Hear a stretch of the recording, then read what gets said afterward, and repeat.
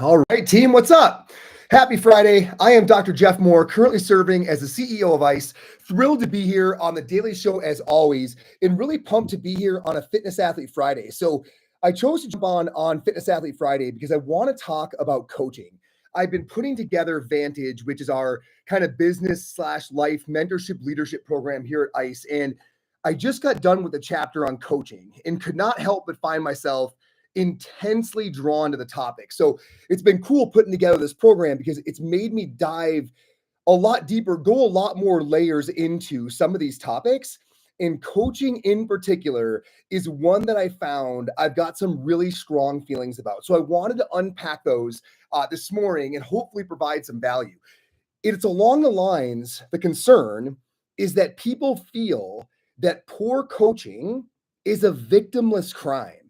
That's where I found a lot of my emotion resided, because that is definitely not true. And we've got to straighten this out, right? Poor coaching results in people leaving anything from fitness, right? If you're in the gym, if you're coaching a group or you're a personal trainer, all the way to life. If you're a life coach or if you're mentoring someone professionally, your only job is to help them avoid leaving any of that on the table, right? Be it fitness, be it life, your job is to get the most out of them in whatever area you're supposed to be coming alongside of them. And if you don't do that, there is a significant victim on the other side, i.e. the person you're working with. So let's identify the problem and let's talk about some of the consequences. So the problem, the trap, is that as a coach, as a teacher, as a mentor, as a healthcare provider, what have you, you always want people to like you. And there's nothing wrong with this, right? The natural human vibe is that you want the people that you're working with to like you. Additionally, taking it one step further, your pay or compensation or success, however you want to look at it, is oftentimes tied to this, right? Like if your patient or your client gets pissed, there are sometimes significant financial or consequences, business success consequences that go along with them having that emotion. Additionally, one more level, it just feels good to heap praise on other humans, right? It just feels nice. It's warm, it's fuzzy.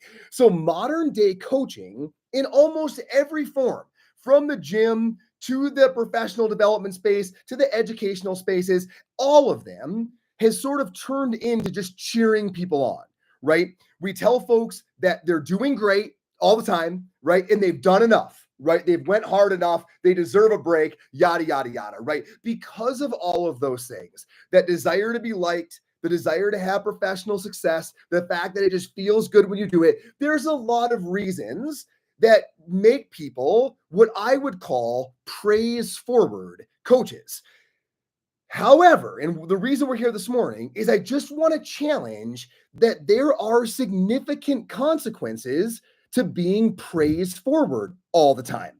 Number one, I'm going to give you a handful of them and then talk a bit about the power of asymmetry in the space. Number one, the person you're working with doesn't improve, at least not to the level that they could, because you're not providing critical feedback. You have to provide critical / quote negative feedback oftentimes for people to actually be able to get better. Ultimately, this is what you're here for, right? To be that outside set of eyes that says, hey, here's where you could improve. That is going to come off as right now, you're not doing this perfectly. That's the whole point of this relationship. But if you're not providing that critical feedback, if you're not holding the line or the standard, because you want to constantly be saying something positive, that person's not going to improve. Take that farther or over a longer time span, they're not going to self-actualize. They are not going to find their own potential. They are not going to realize the best person or athlete or business leader that they could possibly be because you weren't willing to deliver the critical goods. That is not victimless. Number two, they don't find their stress buoys. I would say this is the one I'm drawn to the most as I kind of watch this most recent population kind of come up behind us. They haven't found their stress buoys. And there's a real mental health concern with this, right? If you look at what causes stress, right? What is stress? It is the perception that you don't have the resources to meet an incoming demand, right? You don't have what it takes to get over an obstacle that lays in front of you. This is what creates the feeling of stress. The people that are the most stressed out are the people that don't fully understand what they're capable of, who have never found their limits. The people that have found their limits, what I call their stress buoys, right, are very rarely stressed because in almost any given scenario, they say to themselves, oh, I've been through way harder than this, i.e., I can handle this. I've got the resources to meet that incoming demand. Well, guess how they find those things? Someone told them in their moment of doubt that they had more in the tank and that they need to use it. Somebody pushed them a bit to say, I'm telling you, I know you don't want to hear this. I know you're tired. You got more in you.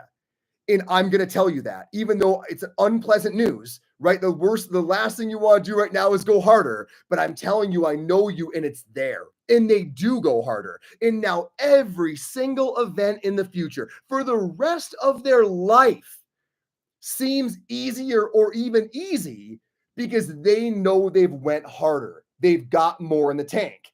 If someone doesn't push you to figure that out, every moderate small obstacle in front of you is going to make you think that it's pushing you to or beyond your limits. It's your job as a coach in any capacity to help people find where those stress buoys actually live. So for the rest of their life, they can operate on relatively low stress because they know they're well inside of them. You'll never get there by being a constant praise forward, grace forward coach who always says, you've went hard enough. My gosh, look at how hard you went. That is not going to help somebody find those buoys so that for the rest of their life, they can use them. Number 3, praise forward coaching facilitates imposter syndrome, which is talked about all the time. But what we don't talk about is the fact that coaching often drives it. Imagine being the recipient of praise forward coaching, but then imagine living in the actual world as the recipient of that coaching. You're always being told you're doing great, you're doing awesome, you're doing the best you can do. Yet the outcomes of your life aren't matching that. You're not winning. You're not crushing other people. But if you're doing the best you can do and you're supposedly doing really well, why is that not happening? That asymmetry is a massive source of anxiety. And it's because you're being given only praise and not reality from the person that's supposed to be coaching / mentoring you. I'm telling you right now that praise forward coaching is driving a huge amount of confusion and imposter syndrome. And finally, maybe most importantly, it just erodes trust because it's not always the truth that someone's doing great, that they're going as hard as they could. And the problem is deep down in the deepest spots of the human, they know that. I always think about being in the clinic and telling a chronic pain patient that it's going to be a long road ahead. They're not going to get better in 5 days. They're not going to get better in 10 days. They're going to have to take on a lot of responsibility for that. It's not good news, if you will, in the short term, in the immediate moment. But if you look at the patient, you can tell that it feels right to them. It's like it just, even though they don't want to hear it, deep down, it's like it feels. I've been in pain for 3 or 4 years. I've tried a million other things. Finally, someone's saying, I've got no quick fix for you, but I do have some great ideas. But there's going to be a lot of shared responsibility. It's going to be a long road. The point is, it's not what they want to hear right then, but it is what they need to hear, and they know it. They can sense that truth, and that builds trust. They know you're saying something that isn't all that pleasant to say, but they know you're doing it because you care and because you want to be honest and you want to earn that trust. And that's what creates a relationship where they can get the most out of themselves over a very long time span. Praise forward coaching is not a victimless crime, not in the gym, not in the professional sphere, not in the life coach space. People won't improve. They won't self-actualize. They'll never find their stress buoys, so they're always going to be intimidated by the next upcoming event or challenge. It facilitates imposter syndrome and it erodes trust. On top of all of that, there's also a power in asymmetry, okay, in all things in life, right? If everybody is betting that real estate is going to boom, you know it's going to bust. If everybody is investing in one stock, you know there's very little value in being in that space, right? It very rarely makes sense to follow the masses. There's a lot of power in asymmetry. Right now, everybody is praise forward coaching or grace forward coaching. They're giving ever constantly more grace and praise. One more voice of that isn't going to make the difference in somebody's life. Choose to walk a different path. Team, just as we ask our students who we're supposed to be coaching, athletes, business, whatever the realm, just as we ask them to delay their gratification to achieve true excellence, so must we delay our gratification of the student being thankful for it. My challenge to you this morning is to avoid saying what you know they want to hear in the short term and tell them what they need to hear in their best interest for the long term. They'll be thankful, but it won't be today, right? So you as a coach need to delay your gratification because I promise you, the ultimate gratification, it does not come from telling somebody a partial truth that they want to hear in the short term, that they deserve a vacation, that their overhead squat looks great, that they're crushing it in business, right? It doesn't come from that. It comes from somebody 5 years later, 10 years later, coming back and saying, dude, I got to be honest. I wasn't a fan back then, right? Or it really bugged me, or you really offended me, or what have you. But now that I'm in a different phase, I've got to tell you how thankful I am that you held the line, that you saw more in me. I didn't want to hear it then, but because of what I've become, I know I owe a lot of that to your willingness to be in that space. Crew, if you want gratification in coaching, it lives in the long game and it starts with hard truths. Everybody is praise coaching. Be different. By different, yeah, I mean better. Have an awesome Friday, crew. Have an awesome weekend. I hope everyone's Halloween was great. Crew, we have 10 live courses coming at you this weekend. We are all over the country. All of our online cohorts for January are already filling up.